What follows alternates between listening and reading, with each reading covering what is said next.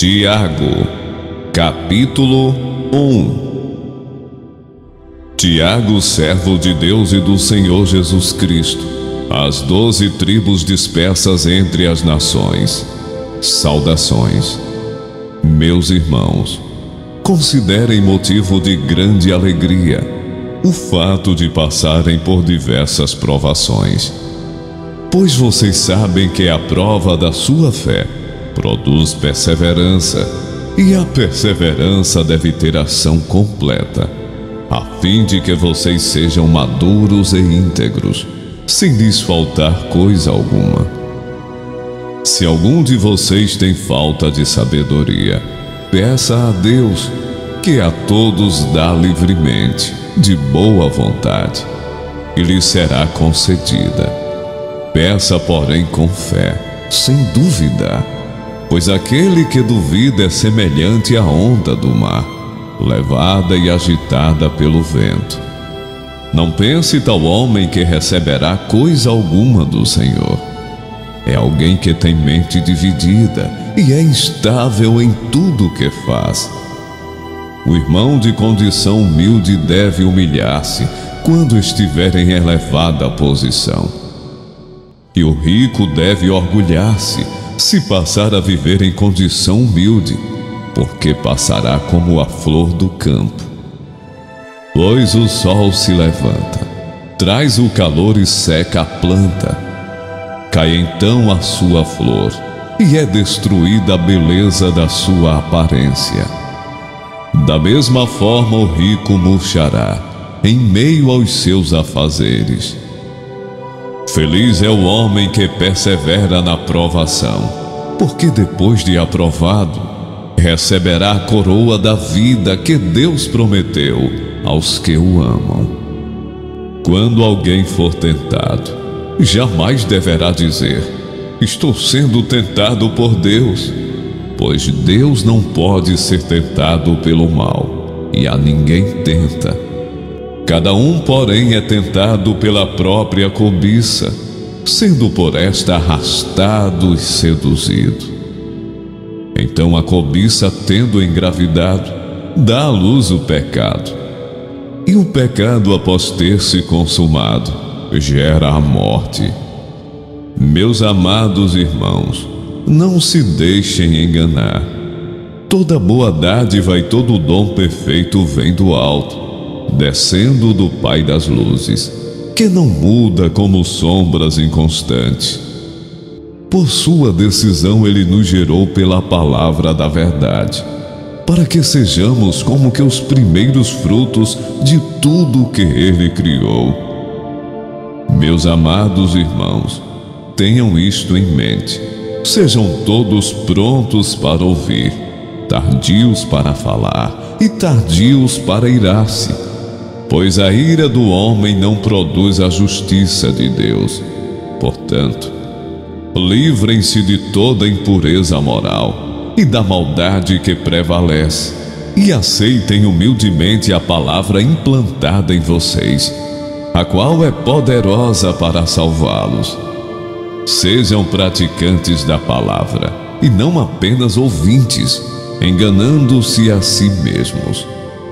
Aquele que ouve a palavra, mas não a põe em prática, é semelhante a um homem que olha a sua face no espelho, e depois de olhar para si mesmo, sai e logo esquece a sua aparência. Mas o homem que observa atentamente a lei perfeita, que traz a liberdade, e persevera na prática dessa lei, não esquecendo o que ouviu, mas praticando, será feliz naquilo que fizer. Se alguém se considera religioso, mas não refreia a sua língua, engana-se a si mesmo. Sua religião não tem valor algum. A religião que Deus, o nosso Pai, aceita como pura e imaculada é esta: cuidar dos órfãos e das viúvas em suas dificuldades e não se deixar corromper pelo mundo. Meus irmãos, Como crentes em nosso glorioso Senhor Jesus Cristo, não façam diferença entre as pessoas, tratando-as com favoritismo. Suponham que na reunião de vocês entre um homem com anel de ouro e roupas finas, e também entre um homem pobre com roupas velhas e sujas.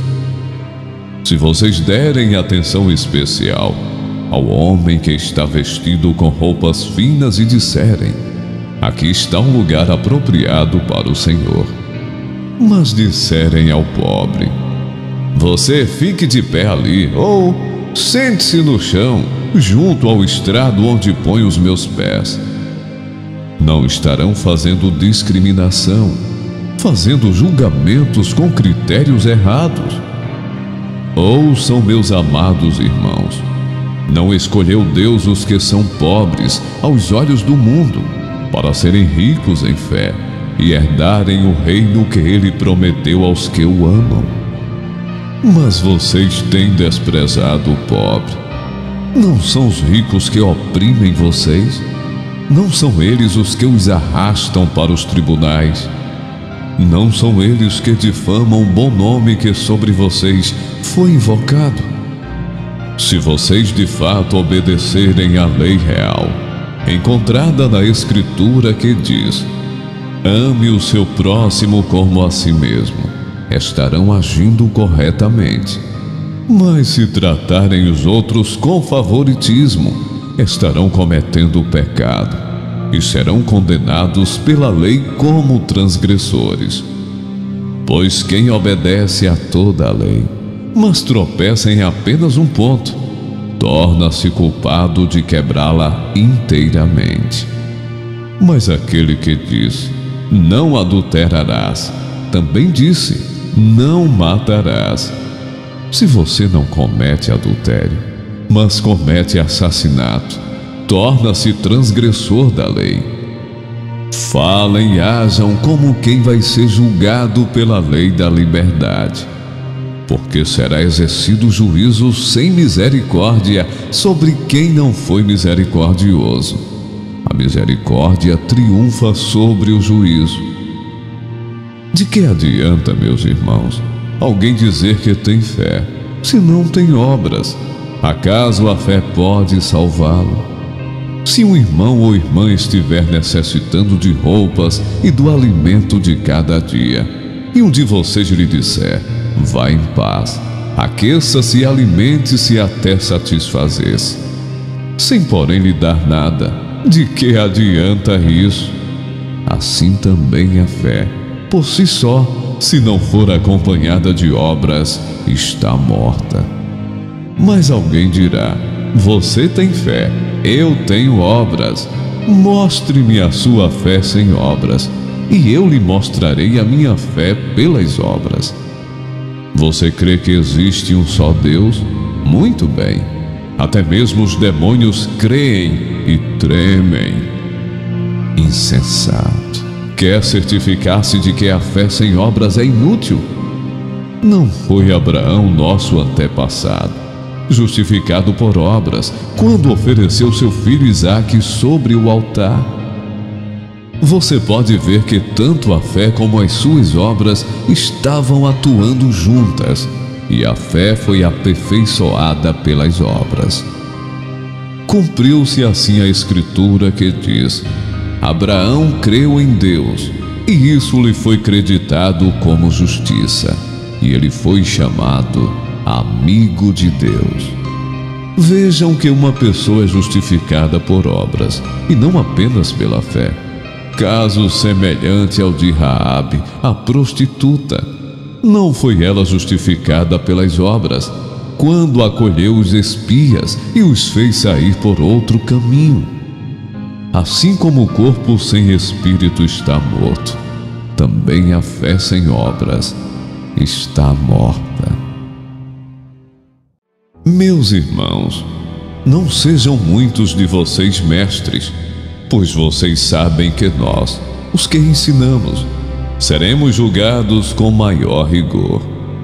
Todos tropeçamos de muitas maneiras. Se alguém não tropeça no falar, tal homem é perfeito, sendo também capaz de dominar todo o seu corpo. Quando colocamos freios na boca dos cavalos, para que eles nos obedeçam, podemos controlar o animal todo. Tomem também como exemplo os navios, embora sejam tão grandes e impelidos por fortes ventos, são dirigidos por um leme muito pequeno, conforme a vontade do piloto. Semelhantemente, a língua é um pequeno órgão do corpo, mas se vangloria de grandes coisas. Vejam como um grande bosque é incendiado por uma simples fagulha. Assim também a língua é um fogo, é um mundo de iniquidade. Colocada entre os membros do nosso corpo, contamina a pessoa por inteiro, incendeia todo o curso de sua vida, sendo ela mesma incendiada pelo inferno. Toda espécie de animais, aves, répteis e criaturas do mar doma-se e é domada pela espécie humana. A língua, porém, ninguém consegue domar. É um mal incontrolável, cheio de veneno mortífero. Com a língua bendizemos ao Senhor e Pai, e com ela amaldiçoamos os homens feitos à semelhança de Deus. Da mesma boca procedem bênção e maldição. Meus irmãos, não pode ser assim. Acaso pode sair água doce e água amarga da mesma fonte? Meus irmãos, pode uma figueira produzir azeitonas ou uma videira figos? Da mesma forma, uma fonte de água salgada não pode produzir água doce. Quem é sábio e tem entendimento entre vocês? Que o demonstre por seu bom procedimento, mediante obras praticadas com a humildade que provém da sabedoria.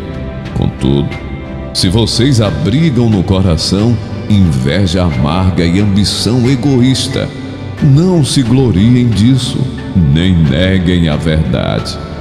Esse tipo de sabedoria não vem do céu, mas é terrena, não é espiritual e é demoníaca. Pois onde há inveja e ambição egoísta, aí há confusão e toda espécie de males.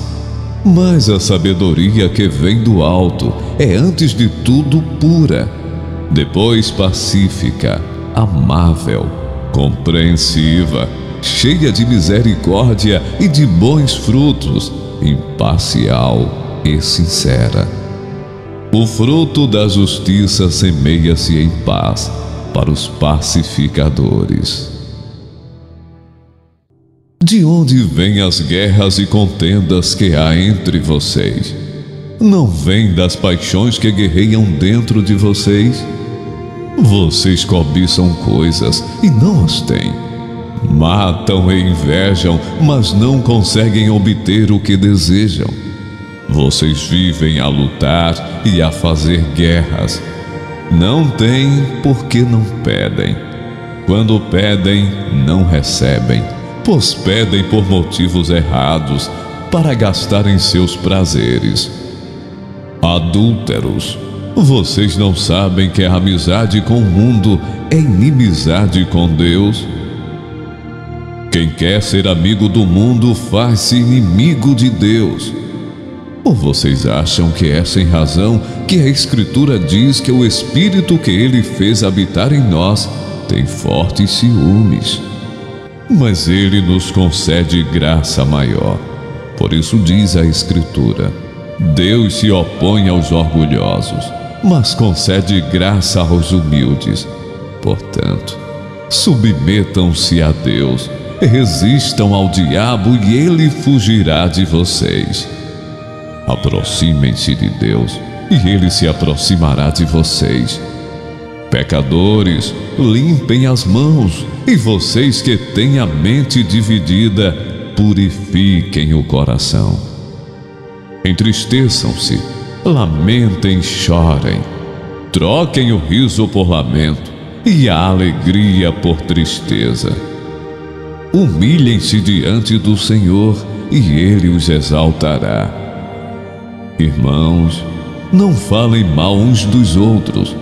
Quem fala contra o seu irmão ou julga o seu irmão, fala contra a lei e a julga. Quando você julga a lei, não a está cumprindo, mas está se colocando como juiz.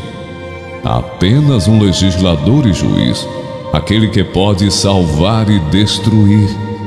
Mas quem é você para julgar o seu próximo? Ouçam agora, vocês que dizem: hoje ou amanhã iremos para esta ou aquela cidade. Passaremos um ano ali. Faremos negócios e ganharemos dinheiro. Vocês nem sabem o que lhes acontecerá amanhã, que é a sua vida. Vocês são como a neblina que aparece por um pouco de tempo e depois se dissipa.